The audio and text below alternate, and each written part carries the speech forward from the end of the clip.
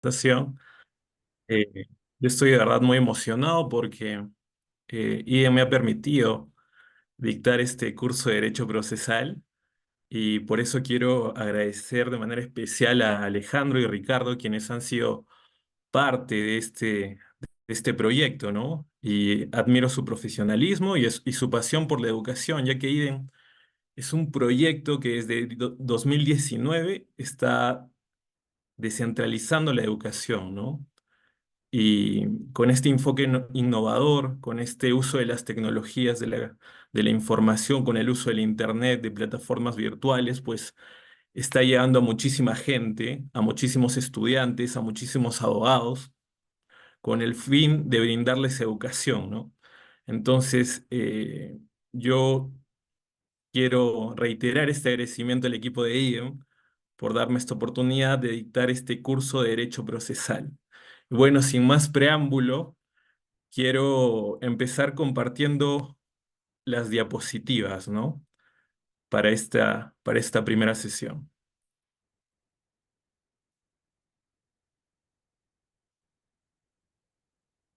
No sé si se puede visualizar. Sí, se puede visualizar. Perfecto. Ok, el curso, como ustedes saben, se denomina Curso Especializado en Derecho Procesal, competencias necesarias para iniciar como abogado litigante. Eh, bien, ¿quién de nosotros cuando hemos empezado con, con la carrera de Derecho, pues no hemos visto esta imagen y nos hemos motivado a iniciar la carrera por justamente ver estos actores procesales como son el juez, el demandante y el demandado, ¿no?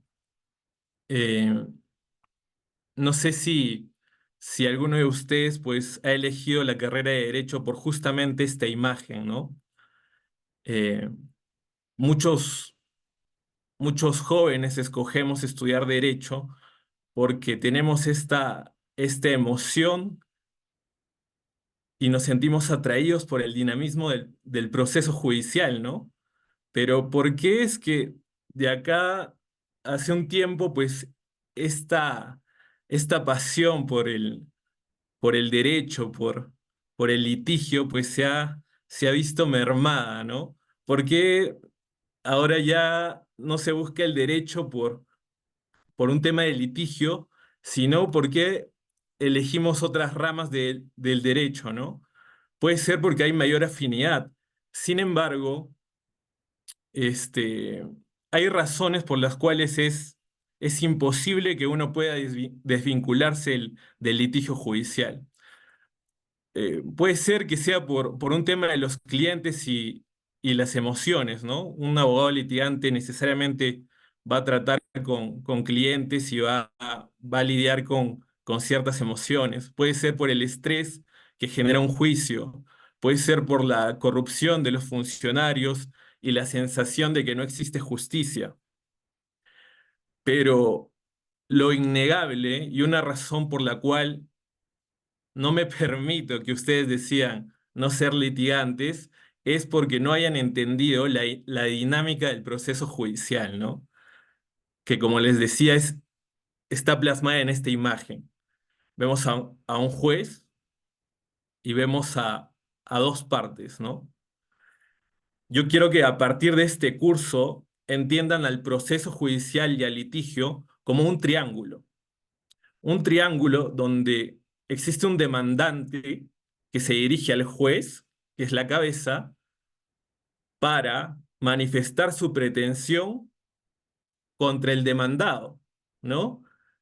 Y lo hace a través del mecanismo por excelencia resolutor de conflictos que es el proceso judicial. Entonces, cuando uno estudia derecho, debe comprender esta dinámica, ¿no? Este triángulo.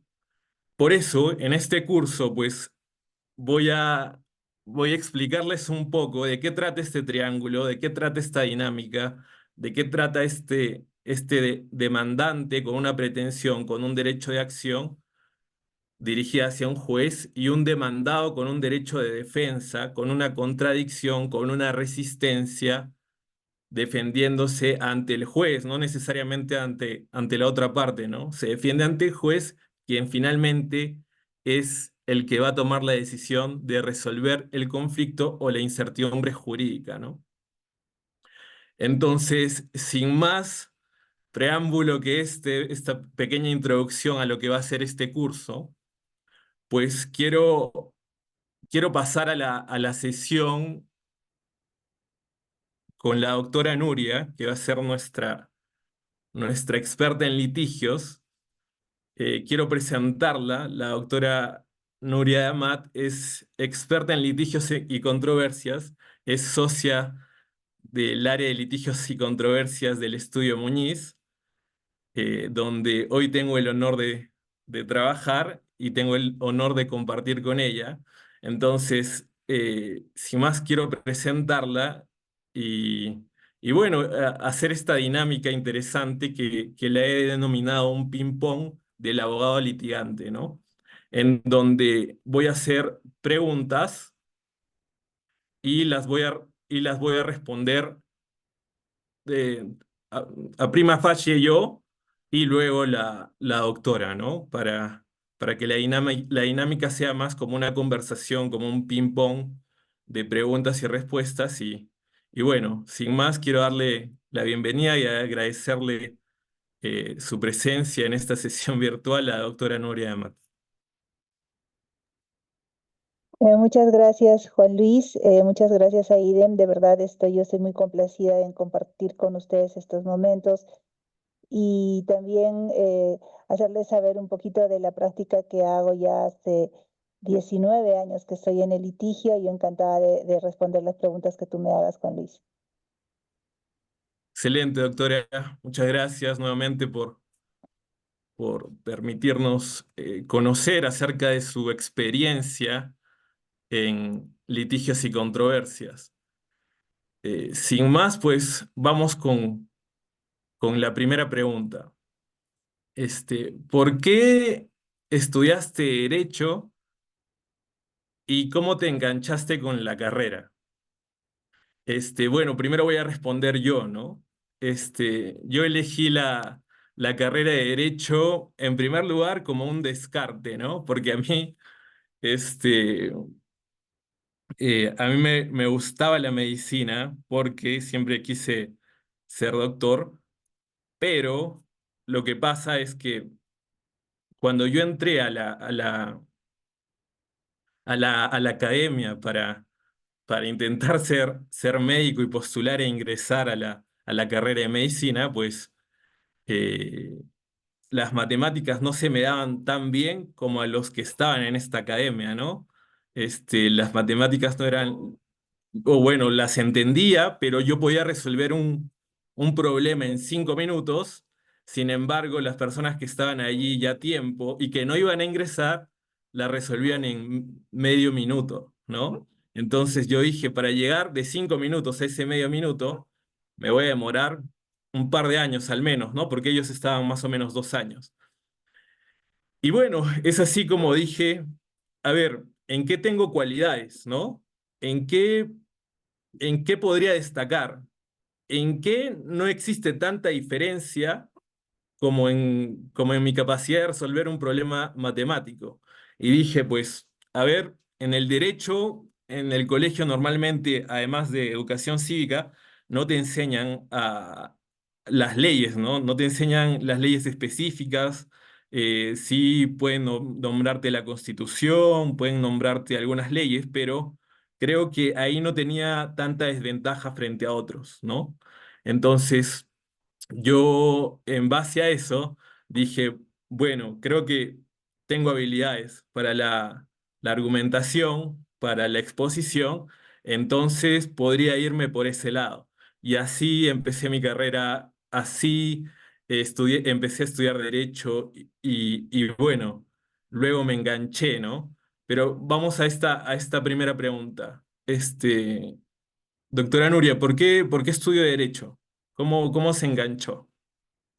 Bueno, te cuento que yo quería ser filósofa o socióloga, o sea, lo mío, lo mío era ya muy inclinado a las humanidades, a las letras, siempre me ha gustado, de hecho, soy una apasionada de la lectura, no tanto de derecho, sino de literatura, me gusta mucho la historia universal, entonces yo necesitaba estudiar algo así. Y cuando se me presentó la oportunidad ya terminé el colegio y tenía que postular, escogí derecho y como segunda opción filosofía, porque en la San Agustín, en la época que yo me presenté, había dos opciones, o sea, era como que si no ingresabas a una, ingresabas a la otra. Entonces yo decía, no creo que ingrese a derecho porque había muchos chicos que se presentaban al examen, ¿no? Y mi deseo era que ingresar a la segunda opción, que era filosofía, y bueno, ingresé a derecho a la primera y me quedé ahí. Así fue mi experiencia y nunca dejé la carrera y continué y de verdad hasta ahora yo sigo muy, muy contento con lo que he elegido, Juan Luis.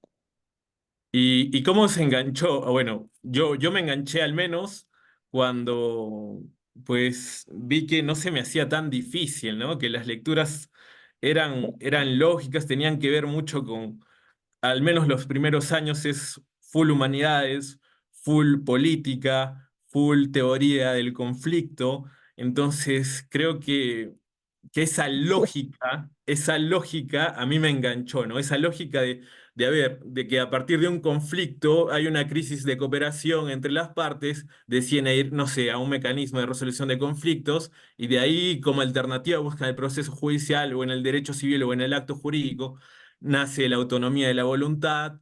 eh, eh, a partir de esta, pues eres capaz de satisfacer tus propias necesidades a través de distintos contratos.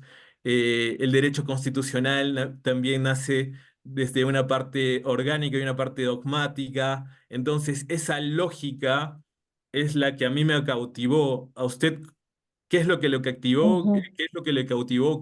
¿Cómo se enganchó?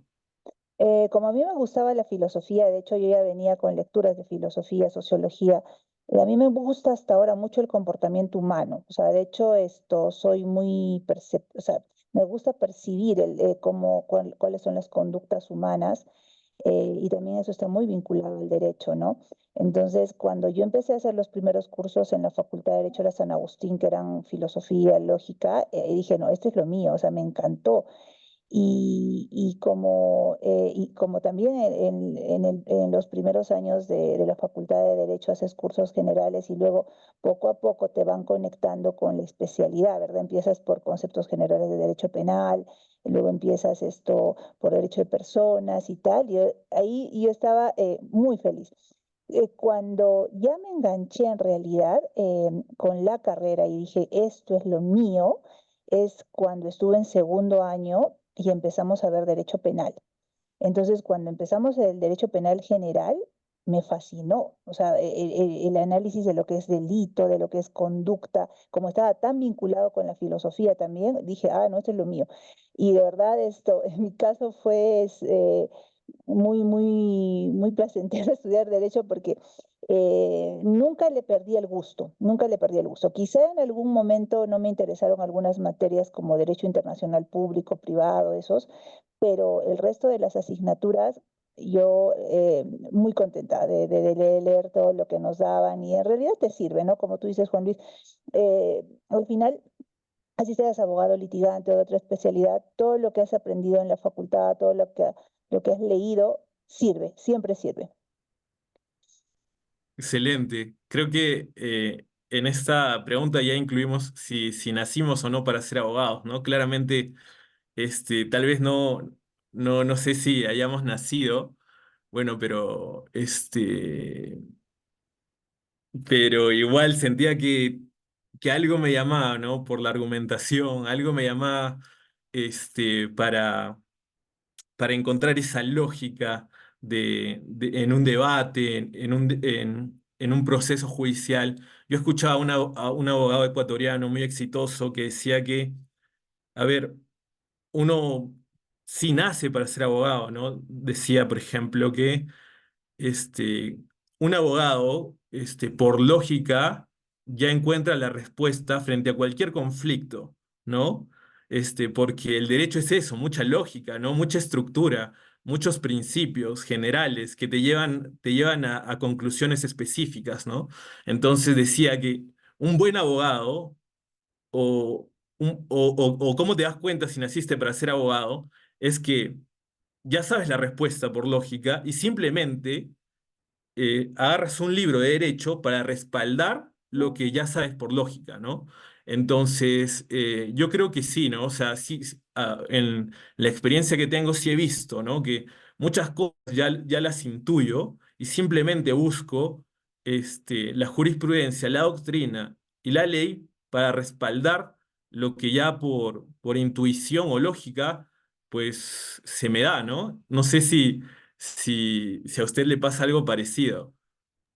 Sí, es cierto. A ver, sobre todo para nosotros los abogados litigantes, yo creo que esto tienes que tener, o sea, yo le llamo olfato, ¿no? O sea, a ver, yo así, en mi práctica por lo menos, es que de escuchar el caso o de escuchar la historia que me traen mis clientes, inmediatamente me doy cuenta de que si tienen razón o no tienen razón, ¿no? Y también hay una selección ahí, obviamente, Juan Luis, de acuerdo a tu ética personal y a tu ética profesional para ver si defiendes la causa que te están trayendo. Eso yo creo que es un primer filtro. Cuando haces ese filtro, decir, oye, voy a apostar por lo que me están trayendo y voy a defender a estas personas, el siguiente paso es decir, a ver, el derecho que piensa que tiene esta persona, ¿realmente lo tiene o no lo tiene? Ya, si mi lógica me dice que sí, pues como tú dices, encuentro las herramientas, un respaldo de la norma, un respaldo de la doctrina que también se adecua a mi teoría, si hay jurisprudencia mejor, y voy ahí con todo, ¿no? Pero si, digamos, lo que me están trayendo colisiona sobre todo con mis principios, con mi ética, y va a afectar también mi imagen como abogado, ¿no? Porque también eso cuenta. Yo muy educadamente les digo que no voy a aceptar el encargo y que declino, ¿no? Entonces, yo creo que todo va de la mano, pero el tener el olfato, esa lógica sí es primordial. Excelente, doctora. Y bueno, bueno, ¿qué te motivó, dice la pregunta, a especializarte en litigios y controversias?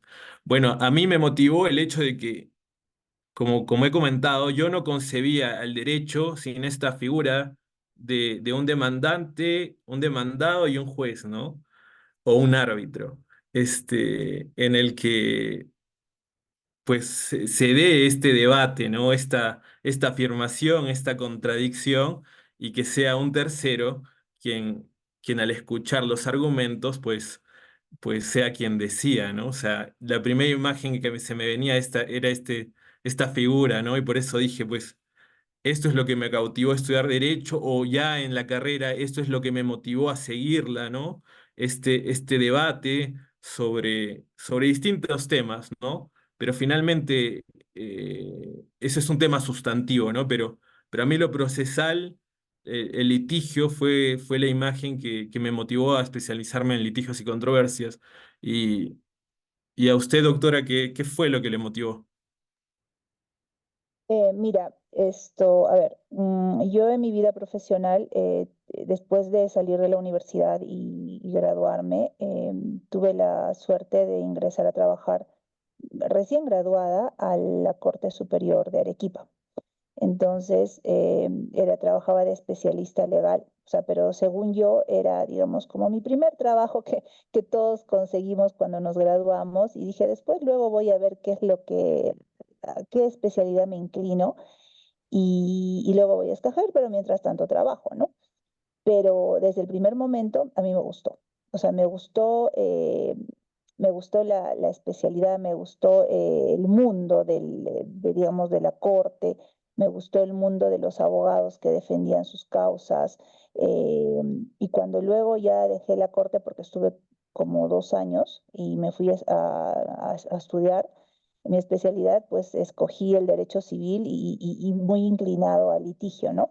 Eso es lo que a mí, digamos, me marcó al inicio. Pero otra cosa que también va en relación a lo que tú dijiste, ¿no? Es la posibilidad de comunicar. A mí me gusta comunicar mucho, o sea, siento que eh, tengo mucha empatía con las personas que me traen su historia y también cómo yo la transmito y la comunico al juez. Entonces yo encontré ahí una herramienta, sobre todo en mí, muy efectiva, ¿no? Para poder conseguir algo que estaba buscando para mis clientes. Entonces, después, a lo largo de la carrera, no pensé en otra especialidad, por el contrario, ¿no? O sea, dentro del litigio y la controversia, esto ya fui abarcando otras subespecialidades, como es el derecho de daños, pero siempre de la mano del litigio, ¿no? O sea, vinculado a tribunales judiciales y también tribunales arbitrales, ¿no? Excelente, doctora. Gracias por esta experiencia. Ahora vamos con la siguiente diapositiva. No sé si se puede visualizar. Sí, ¿no? El tema es estrategias efectivas, ¿no? Este, ¿Cuáles son las estrategias más efectivas que has encontrado en tu práctica de litigios? Bueno, a ver, yo al menos creo que la estrategia más efectiva es perderle el miedo, ¿no? Perder el miedo, empezar por lo más práctico, que es la ley, lo que tenemos al alcance todos, ver un caso y decir, a ver, este caso, ¿dónde está regulado? Si se trata de un tema civil, pues en el Código Civil. Si se trata de un contrato, pues en el libro de Fuente de las Obligaciones, ¿no? Y a partir de la lectura a ese espacio donde se legisla acerca de esta figura, pues buscar la solución, que normalmente está ahí, ¿no? Normalmente está en la ley. Posteriormente, si es que no encuentro la solución en la ley o me genera dudas, sobre todo se va a encontrar esto, ¿no? Esto de las dudas. Eh, la siguiente estrategia es ir a un código civil comentado, ¿no? En el que te dé mayores luces. Esto por el tiempo, ¿no? Esto por el tiempo, a un código procesal civil comentado, a un código penal comentado, para que te dé mayores luces de la figura. Y si me quedan más dudas, pues voy a la doctrina pura, ¿no? No sé, a un libro en caso de personas de Barci Rospigliosi, en caso de actos jurídicos, no sé, de Castillo Freire, de Vidal Ramírez, de todas estas eminencias en derecho civil, hablando de derecho civil, que es la rama en la que me especializo. Pero eso, ¿no? Partir de lo más efectivo que es la ley, darle una leída y luego pues a absolver las dudas que generen a través de jurisprudencia o doctrina, ¿no? Entonces, ¿cuáles son las estrategias que usted nos podría dar, doctora? A ver, la estrategia más efectiva que he encontrado en mi práctica. Yo creo que a mí me ha funcionado mucho siempre conseguir toda la información que puedas, ¿no? O sea, la información que se dice o que dice la otra parte en el litigio, dependiendo de la posición que tú te encuentras demandante o demandado, no siempre dicen toda la verdad, ¿no? Siempre hay cuestiones que se guardan y siempre hay cuestiones que sacan, o sea, dependiendo también de lo que quieren mostrar al juez. Entonces es conseguir mucha mayor información de la que estás leyendo ahí en el documento. Entonces cuando tienes mucha mayor información o información adicional de la que te muestran, puedes ahí encontrar otras aristas al problema, ¿no? Entonces, cuando yo por lo menos encuentro algo importante y obviamente digo, a ver, en este caso, si me está planteando esto, pues yo me voy a defender de esta manera, ¿no? Y como tú dices, ya cuando sé la manera como me voy a defender, busco información. Primero, yo voy a lo sustantivo. O sea, primero tengo que ir a la yugular, o sea, al fondo del asunto. Esa es mi primera etapa. Primero, siempre lo sustantivo, ¿ya?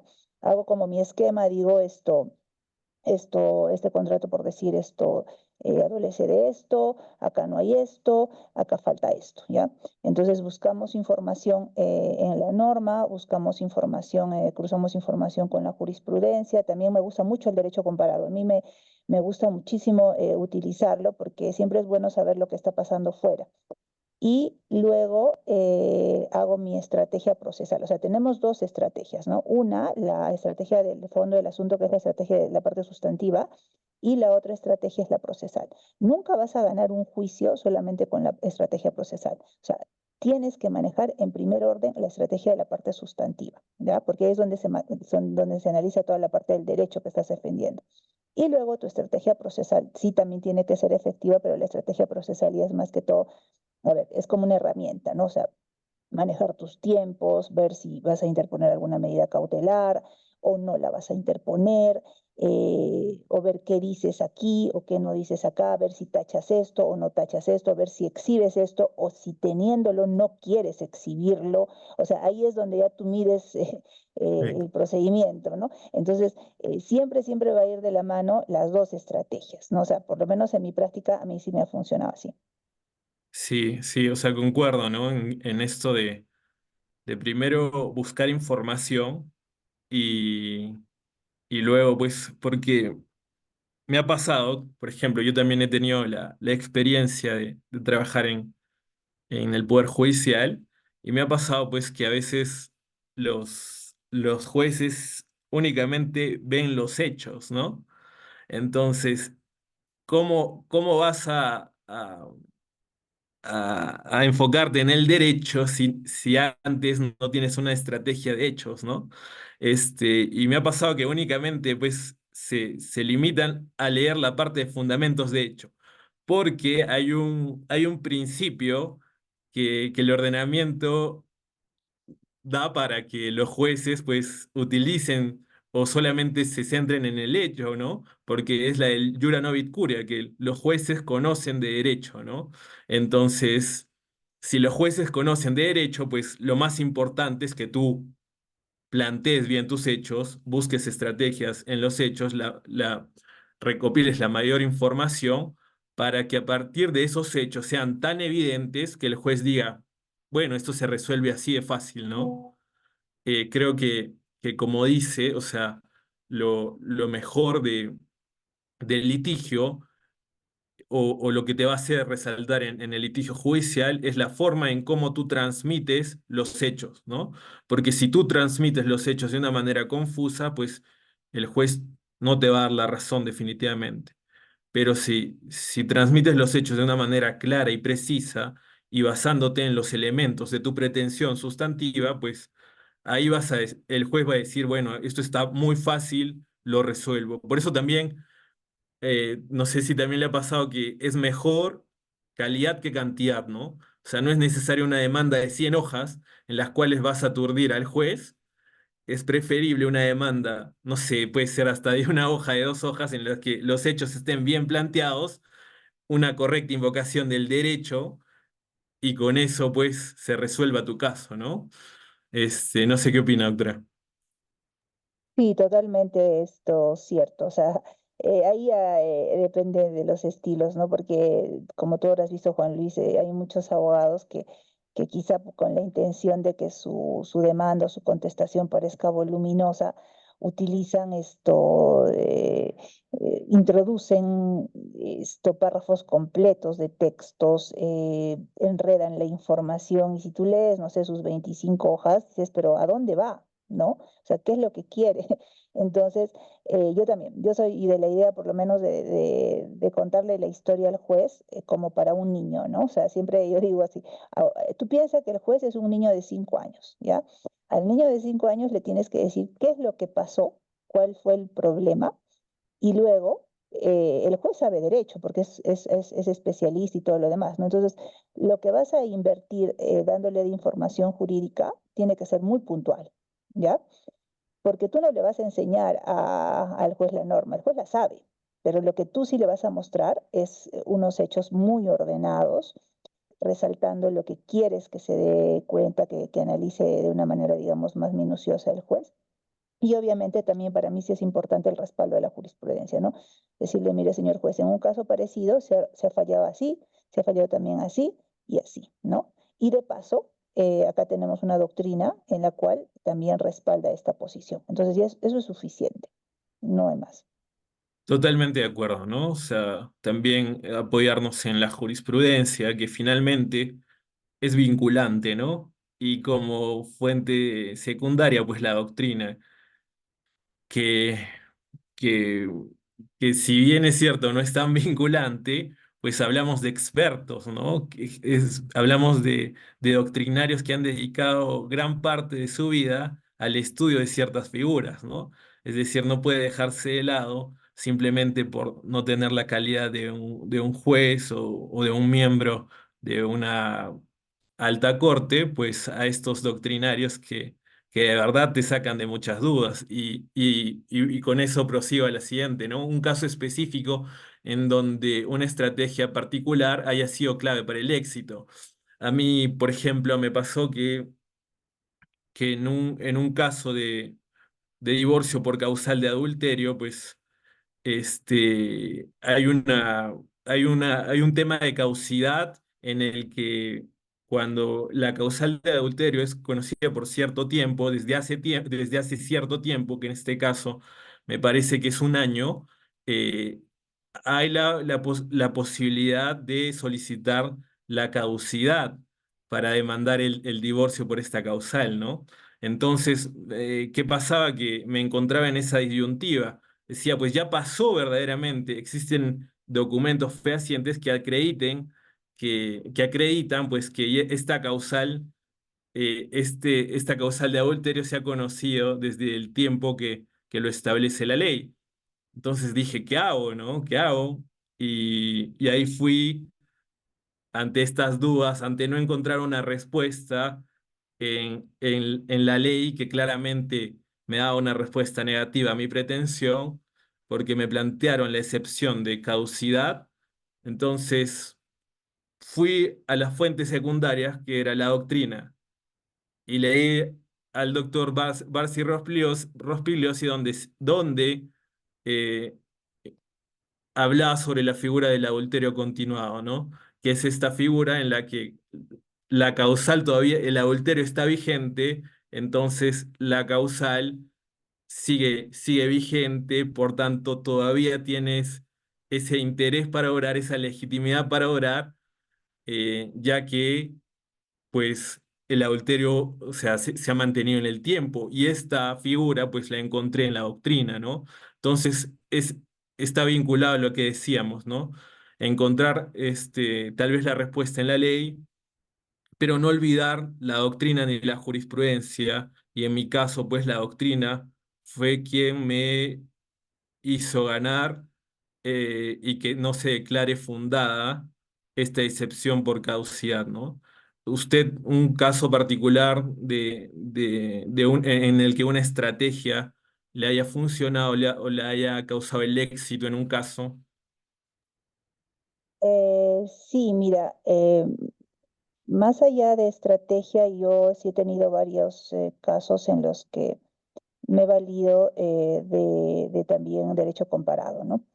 Porque a veces la norma, pues como sabemos todos, el derecho civil, el Código Civil ya tiene muchos años y no está, digamos, caminando al compás de la modernidad y de todo lo que está sucediendo, ¿no?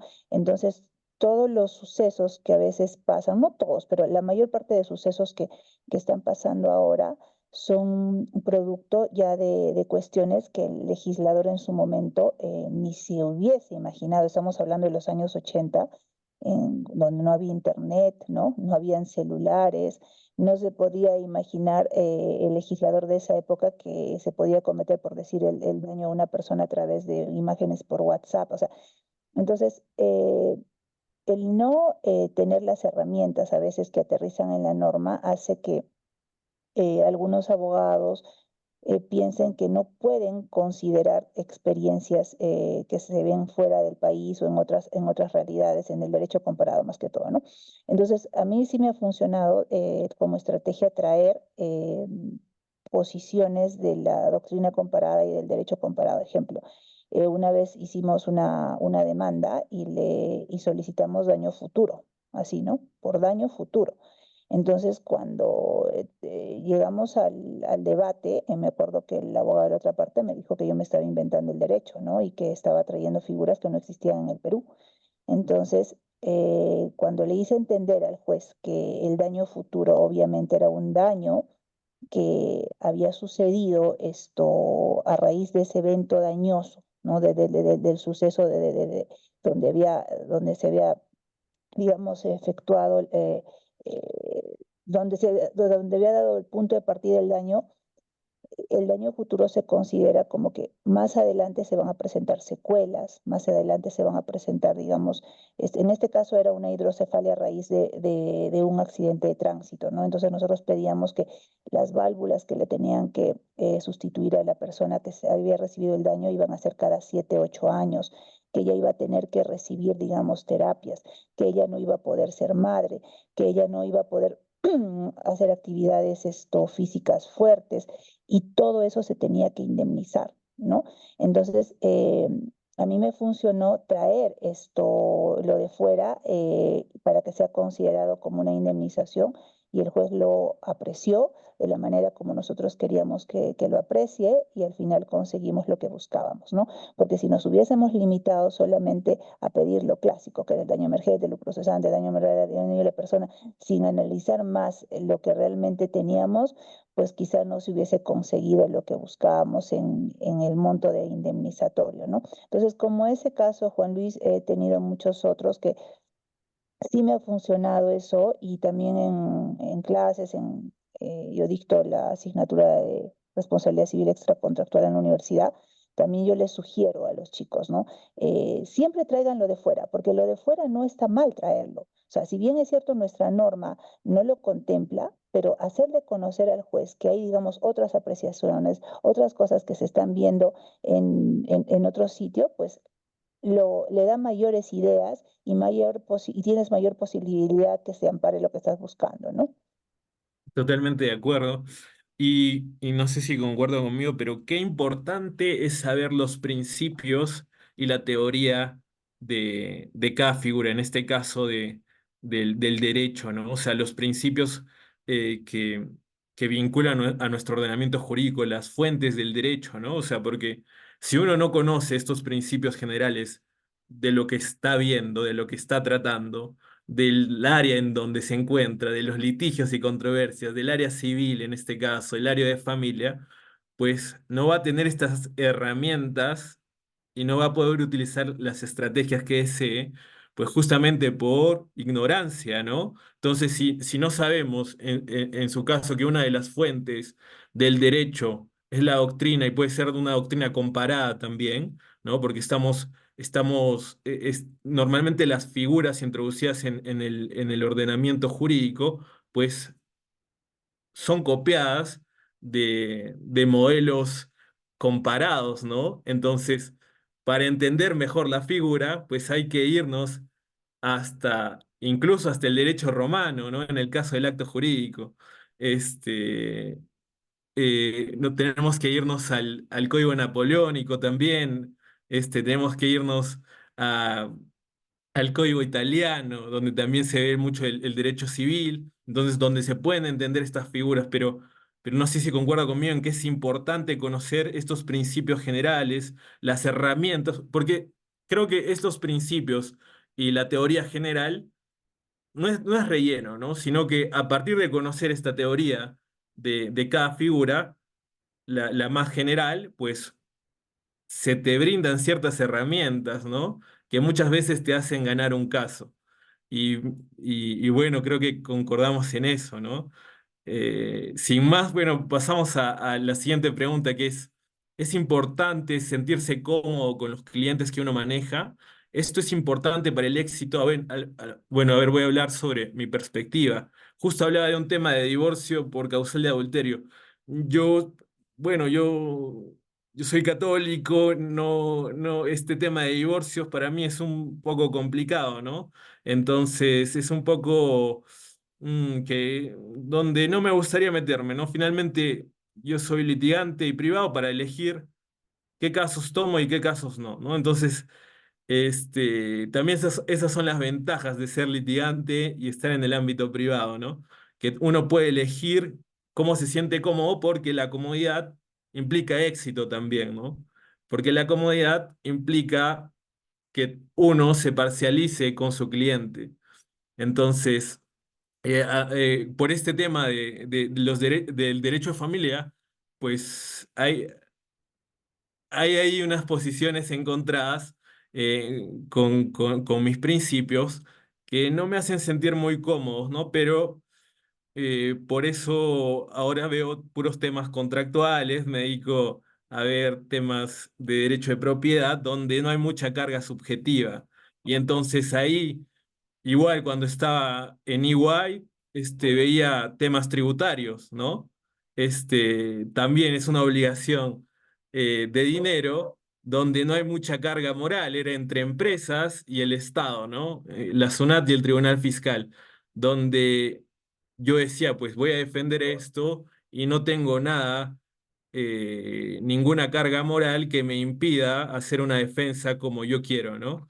Entonces, no sé si a usted le pasa también que también cree que debe sentirse cómodo con los casos o con cierto tipo de clientes para tener éxito. Sí, totalmente de acuerdo, Juan Luis. De hecho, si tú quieres defender lo que te traen, el caso, eh, y quieres ponerle todas las ganas a lo que te están trayendo, tiene que estar en concordancia, sobre todo con tus principios. O sea, yo de verdad digo mucho, es mi ética personal y profesional la que siempre va primero, ¿no? Porque de hecho con tu práctica esto también está de por medio tu nombre, ¿no? Y entre los abogados nos conocemos. Y, y uno sabe qué causas aceptas y qué otras no. Ejemplo, hace el año pasado, más o menos, a mí me trajeron un asunto. Y a mí me gusta cuando vienen mis clientes revisar inmediatamente sus papeles en ese momento. No les digo, déjamelo, los voy a revisar. No, no. O sea, ahí en el directorio del estudio donde yo trabajo, les reviso los papeles. Inmediatamente me di cuenta que ahí había una prescripción adquisitiva un poquito rara. Le dije, ¿y cómo ha conseguido esto? Bueno, sí, es que yo he conseguido que una notaría, que no sé qué, ya. Entonces, o sea, y se habían valido de unos contratos un poco falsos y tal, ¿no? Entonces le dije muy educadamente, ¿sabe qué? Yo no puedo, no lo voy a asumir, porque en lo que va a avanzar el proceso, el juez se va a dar cuenta de que acá hay una irregularidad. De hecho, puede mandar copias inclusive al Ministerio Público y yo realmente no lo voy a asumir. Entonces, así de frente, ¿no?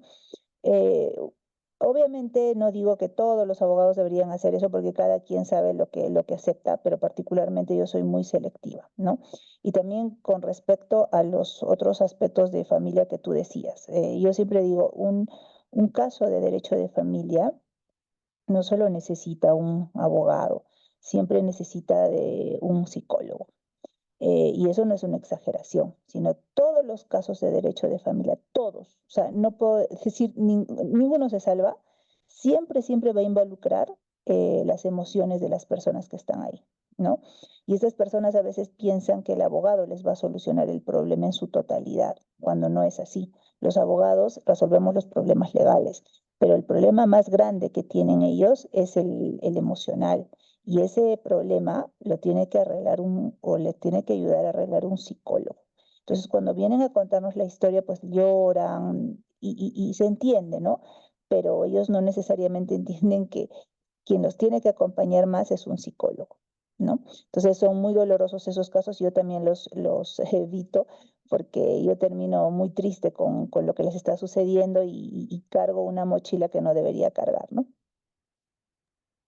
Excelente, concuerdo con esa posición, ¿no? O sea, hay que sentirse cómodos, ¿no? Porque, a ver, en nuestra carrera, vamos a tener en nuestras manos, a ver, los litigantes penales, la libertad de una persona, los que litigan a nivel civil, no sé, la propiedad de alguien, su única casa, el lugar donde han vivido muchísimos años. Entonces, en un caso de familia también, ¿no? O sea, la tenencia de hijos, o sea, hay una carga en todos los procesos muy fuerte en la que tú no eres simplemente una máquina que va a resolver un conflicto, ¿no? Eres una persona que tiene que tener en consideración dichas emociones, toda esa carga que trae el cliente para poder parcializarse y en base a eso armar una estrategia, ¿no? Entonces es importante sentirse identificado, ¿no? Y compartir posturas, creo yo, con, con el tipo de caso que se nos trae a la mesa, ¿no? Entonces creo que concordamos en lo mismo y así pasamos a la siguiente pregunta. ¿Cuáles son las estrategias para mantenernos actualizados, ¿no? A ver, yo soy un amante de la tecnología, me gusta la inteligencia artificial, pero este, la utilizo para mantenerme actualizado, ¿no? O sea, yo puedo escribirle a estas inteligencias artificiales, a, no sé, a ChatGPT, a Bing, a Copilot, no sé, dime las noticias recientes, ¿no? Y te va a citar ahí las fuentes. En el caso de Copilot, te va a citar las fuentes de donde saca la información, a diferencia de ChatGPT, en donde no te cita de dónde saca la información, ¿no? Entonces, creo que la tecnología, la inteligencia artificial, hoy me sirve para actualizarme y para estudiar también, ¿no? Pero es simplemente una herramienta para mí. O sea, la inteligencia artificial va a hacer lo que tú le pidas, ¿no? Entonces, para saber qué pedirle, para saber el último pronunciamiento en materia civil, tienes que saber qué es un pleno casatorio civil, ¿no? Tienes que saber qué es la doctrina vinculante por excelencia en el ámbito civil, ¿no? Entonces hay que conocer las figuras procesales, hay que conocer todo para poder actualizarse también, ¿no? Para poder ir a la tecnología y, y hacer que te brinden los datos exactos y los datos actuales. No sé, ¿usted cuál es su estrategia para mantenerse actualizada, doctora? Mira, a ver, yo para mantenerme actualizada, no necesariamente todo lo vinculo al derecho, ¿ya? Yo necesito en mi día a día tener primero un conocimiento de la realidad global, qué está pasando en el mundo. Y yo te digo directamente, yo cuando prendo mi computadora, entro primero al País, que es un diario español global, al Mundo, y luego, cuando ya a veces entro al Le Monde, pero con lectura en español, el diario francés, y también luego entro para noticias nacionales solamente una pasadita al comercio, ¿no? Entonces, primero yo necesito estar actualizada en lo que está pasando en el mundo, ¿ya? ¿Por qué? Porque tengo diversos tipos de clientes y de hecho el grueso de mis clientes son empresas. Entonces, cuando tú hablas con un empresario o un gerente legal, no solamente le vas a hablar de derecho, ¿no? Entonces, el cliente tiene que saber que tú sabes un poco más. O sea, tú eres una persona que entiende su negocio, que le da un plus, ¿no? Entonces, para mí eso es importante, digamos, mantenerme actualizada en lo que está pasando en el mundo.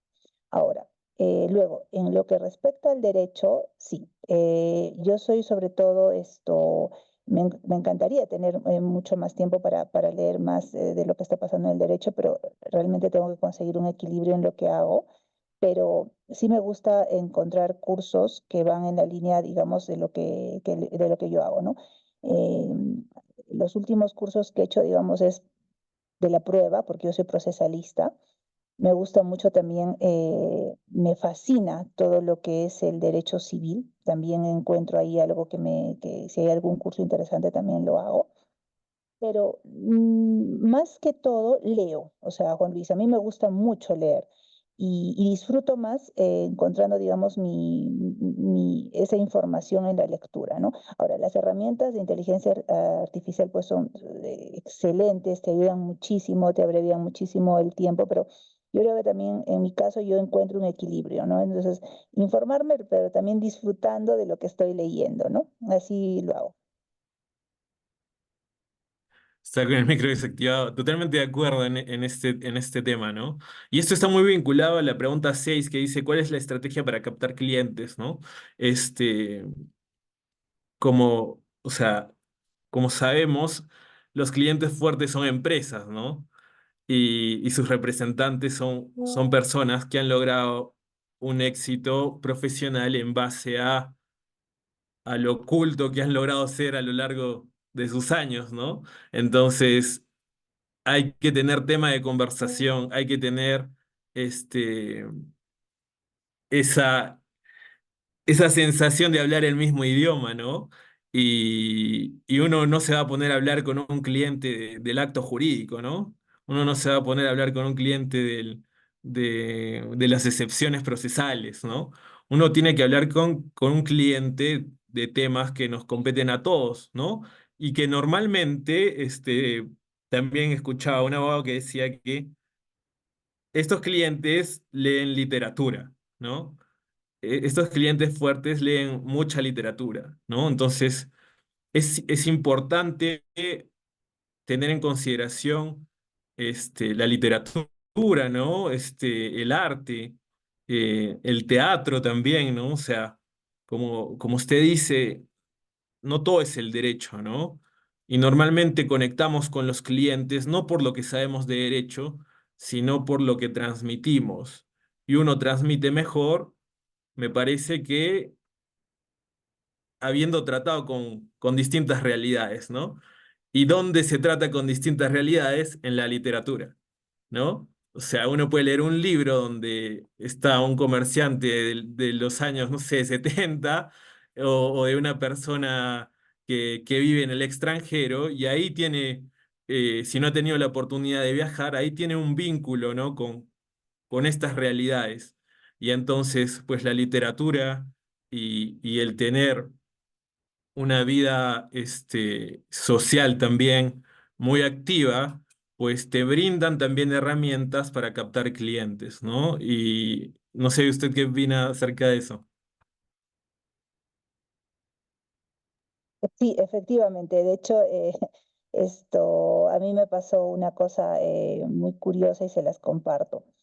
Cuando yo estuve en la universidad, me acuerdo que me compré uno de mis primeros libros originales que me compré, porque uno cuando está en la universidad a veces no tienes un presupuesto para comprar libros originales, ¿no? O sea, a veces compras fotocopias y tal, pero yo ya había escuchado este librito que se llama En el País de las Colinas de Arena, que es de Fernando de Trasiñís, y son 2 tomos. Entonces me lo compré y con mucho gusto leí este libro que se trata de la inmigración china al Perú, ¿no?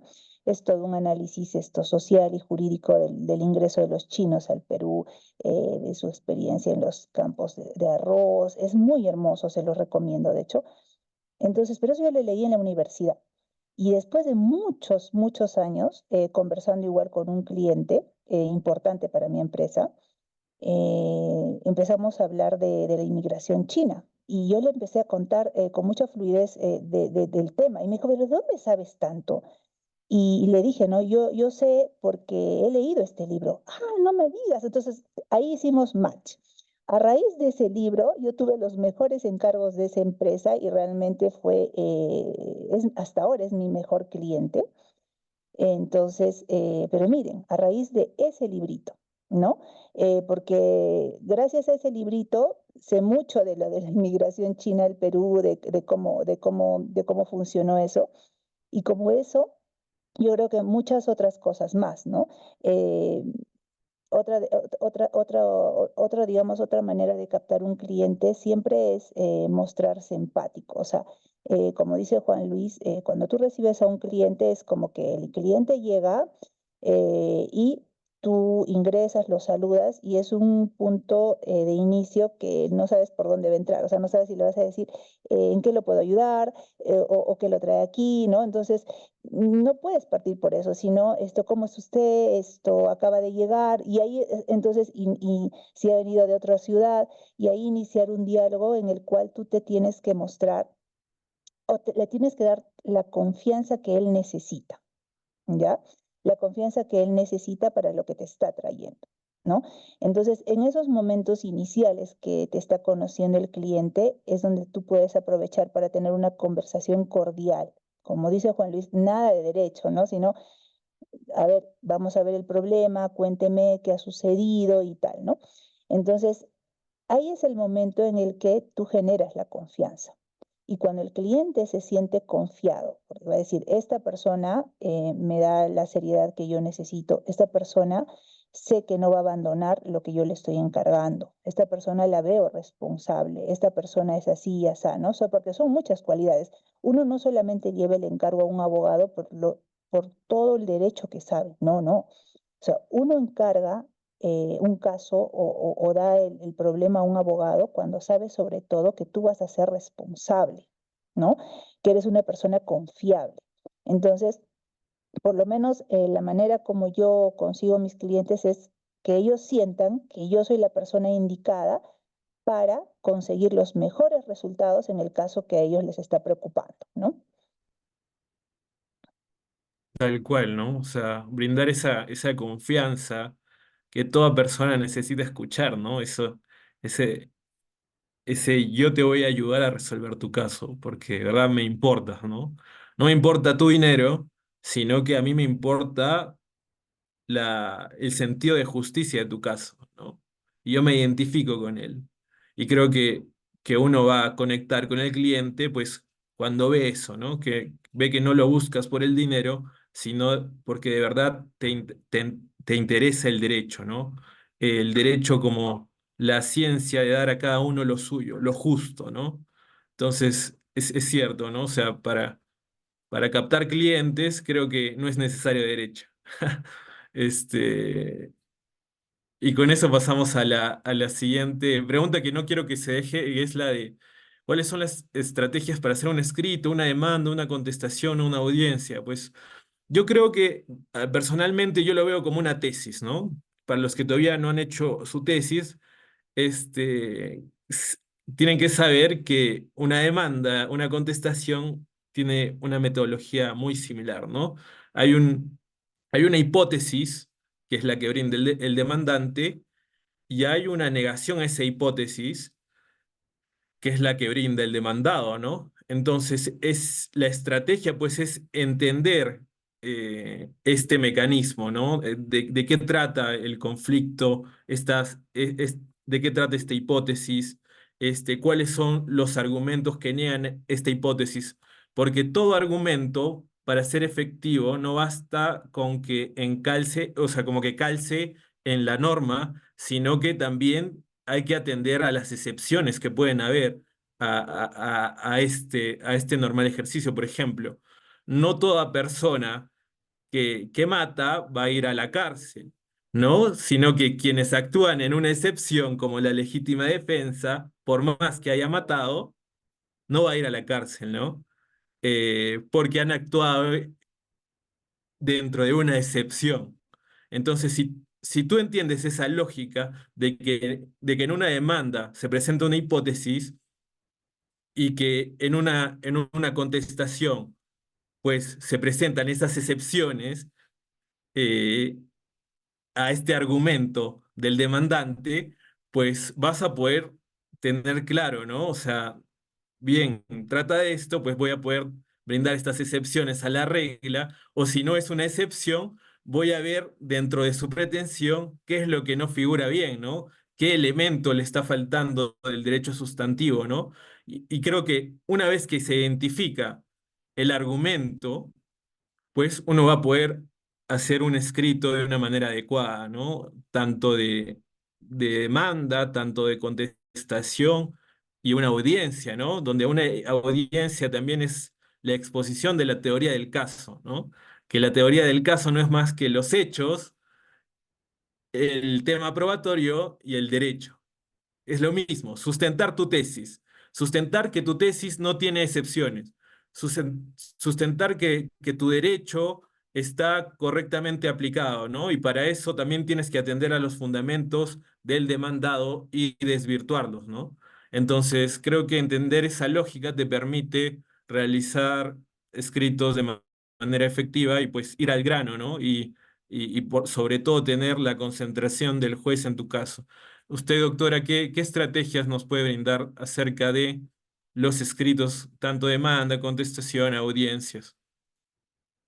Bien, sí, la teoría del caso es primordial, o sea, ahí está para mí la clave de todo, ¿no? Primero la teoría del caso en el sentido, a ver, es, depende también si eres demandante o demandado. Si eres demandante, de todas maneras tú eres el que partes, o sea, tu historia es la que primero va a ir a a los oídos o a la vista del juez, ¿no? O sea, tú eres quien marca la pauta.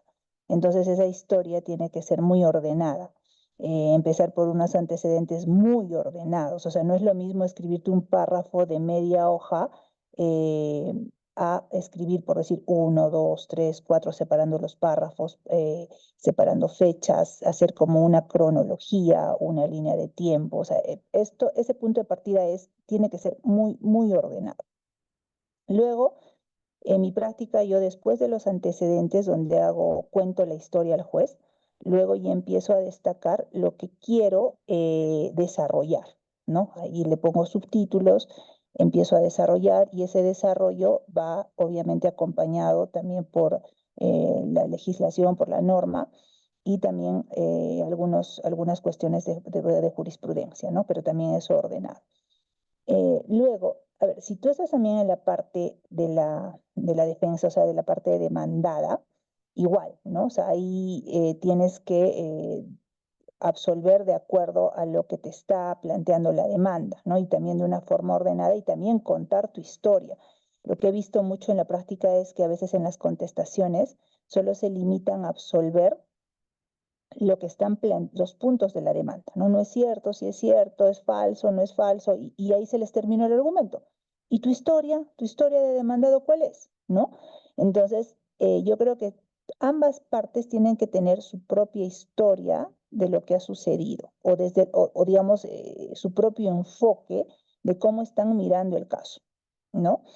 Ahora, otra cosa que yo creo que es muy importante, sobre todo en Arequipa, que ya se está dando la oralidad civil y en otros departamentos del país, en algunos otros no, pero la oralidad también es muy importante porque no solamente basta poner en el papel lo que estás buscando, ¿no? Sino transmitir en el momento de la audiencia lo que quieres resaltar, manejar tus pausas, explicarle mejor al juez, incidir, digamos, en un tema que está pasando desapercibido y a ti te interesa que sea el foco. Entonces, también eso es muy importante. Ahora con la oralidad civil, la situación no solamente va a aterrizar en papel, ¿no? Sino también yo creo que tiene dos partes importantes. Una, la que pones en el papel y otra, la, la forma como tú transmites lo que estás buscando con tu pretensión, ¿no? Entonces yo creo que por lo menos yo hago eso, bueno, no es cosa del otro mundo, pero a mí me funciona mucho mantener un orden. Totalmente de acuerdo, doctora. Y aprovecho para invitarlos a las siguientes sesiones donde vamos a desmenuzar un poco esto de la demanda, cómo se realiza, ¿no? Identificar correctamente la pretensión, el tema de la acumulación de pretensiones también, ¿no? O sea, cuándo una pretensión debe ser principal, cuándo accesoria, cuándo alternativa, cuándo subordinada. Después, cómo realizar una correcta fundamentación de los hechos, una correcta fundamentación jurídica y una correcta fundamentación probatoria, ¿no? Y en el lado de la contestación igual, lo que decía, ¿no? Este tema de no basta con pronunciarse sobre los hechos de la demanda con un no es cierto, no me consta, sino que también hay que presentarle al juez la teoría del caso, ¿no? La teoría del caso del demandado. Esto es importantísimo, además de pronunciarse sobre los medios probatorios, ¿no? Sobre la autenticidad de los medios probatorios que presenta la parte demandante. Y, y yo creo que para lo fundamental en una contestación, pues es desmentir los fundamentos del demandante, ¿no? Si tú solo te vas a defender diciendo que no es cierto y no das la razón por la cual no es cierto y por la cual no debe ampararse el derecho del demandante, pues estás cayendo en, no sé, en un círculo vicioso en el donde yo digo algo, yo digo otra cosa, pero ninguno se pronuncia sobre lo que ha dicho el otro con fundamentos sólidos, ¿no? Entonces, todo esto vamos a verlo en las siguientes sesiones, por eso quiero invitarlos a que estén atentos, a que disfruten de este curso, porque la idea es esa, ¿no? La idea es aprender los conceptos básicos para desenvolverte como abogado litigante, ¿no? Y con eso pasamos allá a los temas un poco más relax, como por así decirlo, un poco más light, que son, por ejemplo, el tema de la academia y la marca personal. ¿Cuándo es el mejor momento para estudiar maestrías y empezar a vender tu marca personal? Bueno, personalmente yo creo que es apenas sales de la universidad, ¿no? Que es donde uno tiene más tiempo, que es donde uno está con todas las ganas de comerse al mundo, ¿no? Creo que apenas sales de la universidad, tienes que enfocarte en hacerte conocido, pero no por lo que es, o sea, no por lo que sabes, sino por lo que transmites, ¿no? O sea, hay mucho que ver con un tema personal ahí, ¿no? Por eso también las redes sociales como LinkedIn son una maravilla en el tema de la exposición hoy en día hacia el mundo, ¿no? Hacia el mundo de los abogados, hacia el mundo de corporativo, ¿no? Por ejemplo, yo les cuento que yo conseguí el trabajo en EY por LinkedIn, ¿no? Porque se abrió una oferta de trabajo en LinkedIn y pues yo accedí a esta oferta de trabajo y postulé y gracias a esta red social, gracias a que empecé a vender mi marca personal, pues la persona indicada vio mi perfil y decidió contratarme, ¿no? Entonces, yo creo que el mejor momento para empezar a venderte es apenas sales de la universidad, el mejor momento para empezar a hacer maestrías, estudios de segunda especialización, también es apenas sales de la universidad, donde tu marca personal pues se va a ver expuesta, ¿no? Y te vas a aperturar al mundo de los litigios si es lo tuyo. No sé cuál es su comentario acerca de esto, doctora. ¿Qué piensa? ¿Cuándo es el mejor momento para venderse y estudiar, ¿no? Sí, mira, de hecho, tu marca personal es tu nombre y yo creo que desde que estás en la facultad ya tienes que empezar a cuidarlo, sobre todo, ¿no? Yo cuando convoco a practicantes o abogados, siempre me gusta observar su perfil de Facebook o su correo, ¿no? Entonces, digamos, no sé, si ya es una práctica profesional, por decir, y su correo es gusanito@gmail, digo, pero ¿por qué tiene esto, no? O sea, te pongo un ejemplo, ¿no? O si entro a su Facebook y está con imágenes que una vez a mí me pasó, de un chico que se presentaba abogado y entró a su Facebook y tenía una pistola de juguete, pero se estaba apuntando a la 100. Esa era su foto de portada. No lo llamé, o sea, porque digo, ¿no? O sea, entonces, imagínate si a mí me ha pasado con alguien que yo voy a entrevistar y no lo descarto por eso.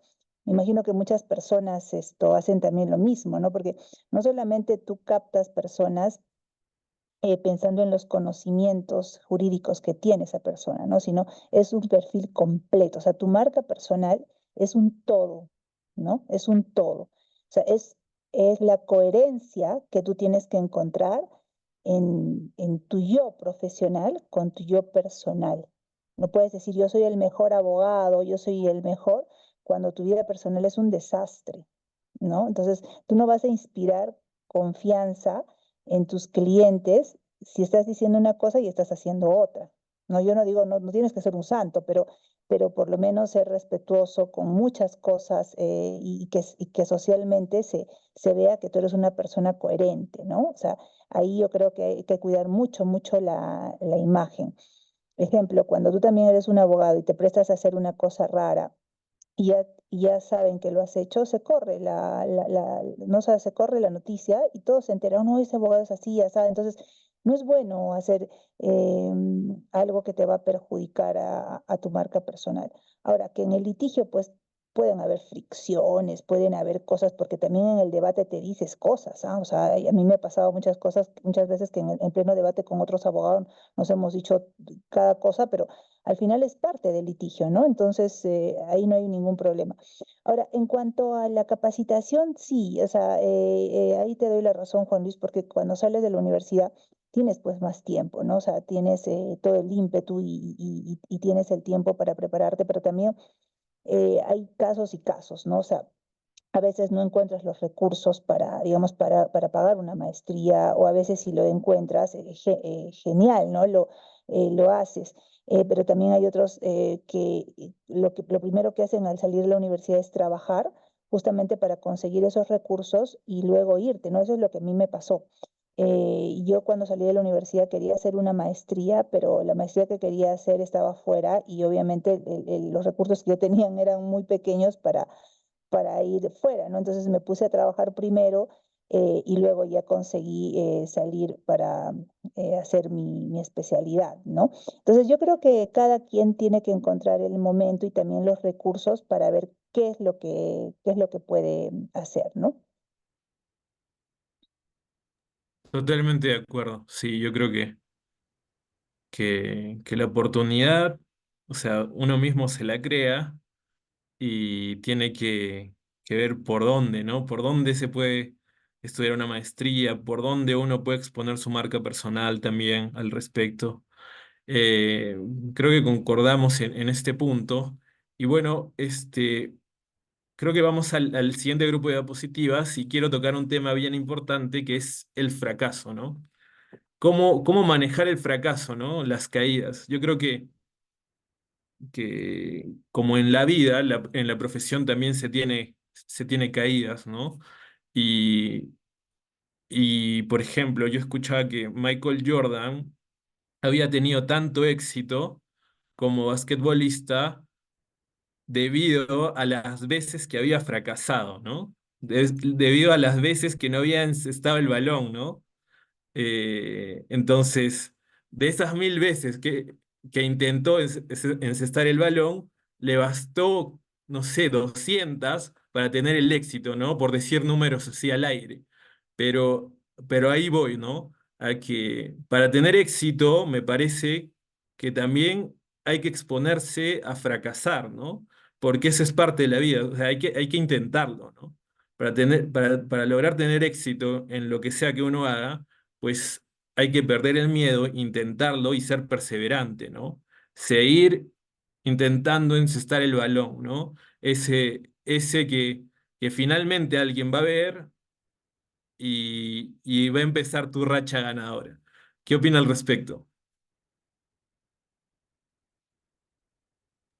Sí, totalmente de acuerdo. Mira,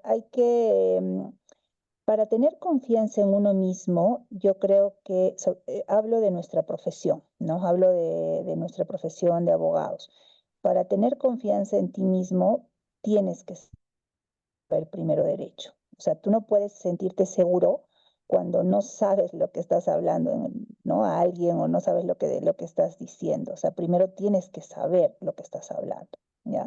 Entonces, parte por el conocimiento, yo creo, de lo que vas a tener que hablar, ¿no? Entonces, cuando tú ya tienes un conocimiento sólido, por decir, a ver, eres procesalista, tienes que saber el Código Procesal Civil, ¿no?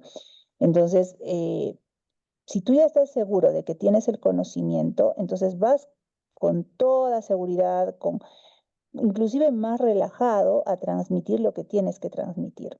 Entonces, y otra cosa que también es muy importante es que si una vez leía un libro, el año pasado leí la biografía de Michelle Obama, que es la esposa de Barack Obama, y ella decía, ella ha estudiado en Harvard, es una abogada exitosísima y de hecho fue en un estudio de abogados muy exitoso que conoció al esposo, ¿no?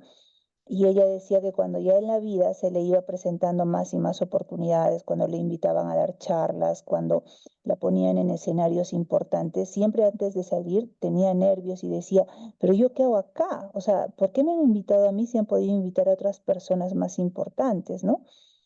Eso antes de que ella sea la primera dama. Y después ella misma decía, yo me daba valor diciendo, si a mí me han invitado para algo es porque sé, ¿no? Y tengo que dar lo mejor de mí para mostrar lo que sé, ¿no? Entonces también es esa autoseguridad, ese apostar por ti, decir, yo puedo, si yo estoy aquí es por algo, ¿no? Entonces tengo que mostrar lo mejor de mí. Ya. Tengo los conocimientos, ahora voy a pulir, no sé, un poquito más de oratoria, voy a pulir la manera como me comunico. Y ahí poco a poco la idea es ir puliéndonos, ¿no? Puliéndonos en nuestro estilo, en muchas otras cosas, porque nunca terminas de formarte, nunca terminas de aprender, siempre va a haber algo nuevo que aprender, o sea, siempre va a haber gente que sabe más que nosotros y esa gente yo creo que es la que nos inspira, ¿no? O sea, tú observas y dices, wow, esta persona me encanta cómo comunica, me encanta la energía que irradia, me encanta cómo es y yo quiero ser así, entonces vas ahí trabajando para también conseguir tus propios objetivos. Yo creo que eso sería para mí, Juan Luis. Sí, sí, sí, totalmente de acuerdo, ¿no? O sea, hay que estar, o sea, abiertos a que alguien más te enseñe algo que tú no sabes, ¿no? Pero muchas veces, al menos los abogados, somos pues los dueños de la verdad, ¿no? Entonces es importante, creo que también esto es importante comunicar a todos nuestros oyentes que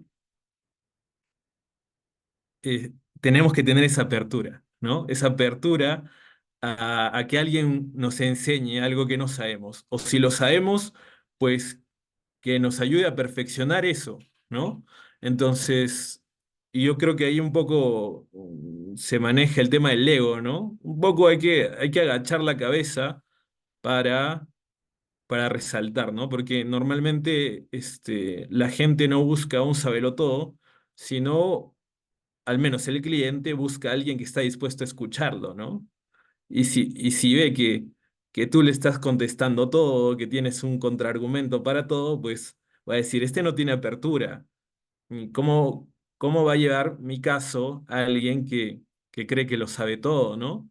Y entonces también parte del fracaso es esa apertura a que alguien te ayude a aprender de estos errores que has cometido y poder superarlos, ¿no? Quedarte ahí. Creo que concordamos en eso. Y bueno, vamos con el tema, con la última pregunta que vamos a elegir que sea el tema de los retos, ¿no? ¿Cuál es el próximo reto que tienes y pues cómo lo vas a afrontar, ¿no? Este, es importante que eh, para mí es importante acabar lo que uno ha empezado, ¿no? Si has empezado pues una maestría, pues culminarla, ¿no? Si has empezado tu carrera de derecho, pues no parar hasta graduarte, ¿no? Si has empezado a escribir un artículo científico en una revista, pues no parar hasta la publicación de este artículo científico, ¿no? Entonces, yo creo que mi reto es, pues, terminar lo que ya comencé alguna vez, ¿no?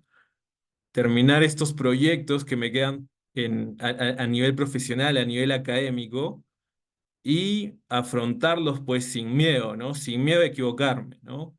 Porque, de hecho, me voy a equivocar, pero si es que no enfrento esta situación, pues no voy a lograr el objetivo, ¿no? ¿Usted qué piensa acerca de los retos y cómo afrontarlos? A ver, yo creo que hay retos personales y también retos dentro de la profesión, ¿no? O sea, los retos personales pueden ser múltiples que nosotros tenemos como personas, pero dentro de la profesión, para mí, por lo menos es un reto cuando un cliente viene a pedirme algo y me dice, ayúdame a solucionar este problema. ¿No? Y no necesariamente va a terminar, digamos, en un juicio o se va a solucionar a través de un juicio, no, sino a veces se tiene que solucionar con una negociación, a veces tengo que inventarme la manera como puedo ayudarlo. Entonces, para mí esos son los retos mayores dentro de mi profesión, ¿no? O no solamente decir, no, yo no lo hago porque yo soy abogada y yo solamente hago juicios y nada más, ¿no? Sino ver la manera como lo puedo ayudar. Digamos, hay un cliente que tengo yo en el estudio que tiene varios juicios, ¿ya? Y eso le ha pasado porque es muy confiado. Él es extranjero y trabaja con lana de alpaca y es muy confiado. Ha dado mucho dinero a muchas personas que le acopian la lana, lo han engañado y todo lo demás, ¿no? Entonces él dice esto, entonces ayúdame a cómo a manejar más eficazmente esto, para que no me vuelva a pasar, para ver cómo yo manejo esto del dinero y tal, ¿no? Entonces yo no le puedo decir, oye, ¿sabes qué? Yo no sé de finanzas o yo no sé, consulta con tu contador, no, sino yo le tengo que ofrecer alguna solución para que él pueda manejar mejor esto y evitar que le sigan pasando estos desastres, ¿no? Entonces, para mí eso es un reto porque me saca como de mi esfera, como de mi zona de confort, vamos a decir, de simple abogada, y me traslada a otro lado en el cual yo tengo que encontrar una solución efectiva para mi cliente, ¿no? Entonces, como esos retos yo voy encontrando varios en el día a día, y eso también hace de que no te aburras, porque al final, mira, en el derecho algunas cosas ya son repetitivas, ¿no? O sea, lo vas a ver siempre, otra vez ves el mismo caso o muy parecido, y si no tienes esos nuevos retos, o sea, no encuentras sentido ni esa adrenalina que necesitas en la profesión. Yo creo que los retos son muy importantes, nos hacen crecer mucho, nos ponen, nos hace que nuestras mentes sean mucho más lúcidas, nos hacen innovar. Eh, y yo creo que son necesarios para el día a día, Juan Luis. Totalmente de acuerdo, ¿no? El tema de aprender a resolver, ¿no? Aprender a resolver los temas que se nos presentan, ¿no? Y para eso hay que tener la intuición de la que hablábamos, ¿no? Esa intuición, ese olfato, no solo en el derecho, sino en diversos aspectos, ¿no? Que están muy vinculados a nuestra sociedad muchas veces, ¿no? Están muy vinculados a nuestro contexto y hay que saber entenderlos, ¿no? Y para eso hay que estudiar, hay que leer, hay que informarse, hay que vivir, ¿no? Y bueno,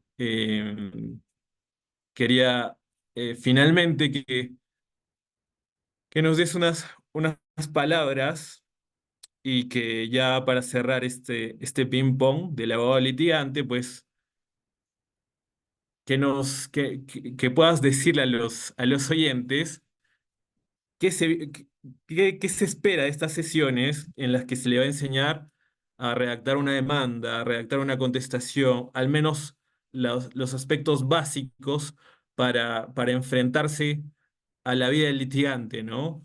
El derecho de acción, el derecho de contradicción, el tema probatorio, la etapa probatoria, la etapa decisoria, la etapa impugnatoria y finalmente un taller práctico de redacción de demanda de amparo, en este caso contra resolución judicial. Este es el itinerario que vamos a seguir en estos días y en base a esto, pues, ¿qué podrías decir, no?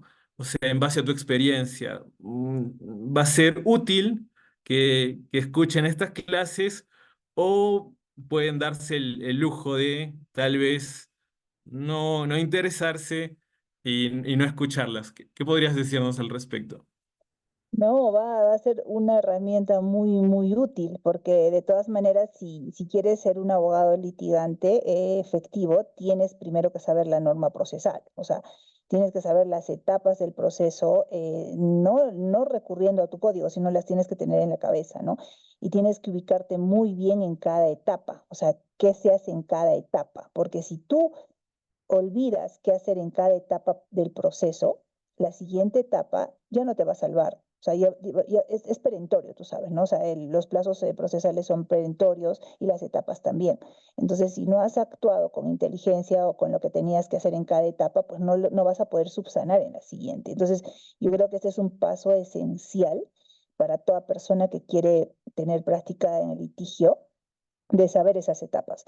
Y otra cuestión muy importante es cómo hacerlo, ¿no? O sea, no solamente saber qué es lo que viene, sino la manera como tienes que tú manejar esta etapa, cómo redactar, cómo manejar tus audiencias, a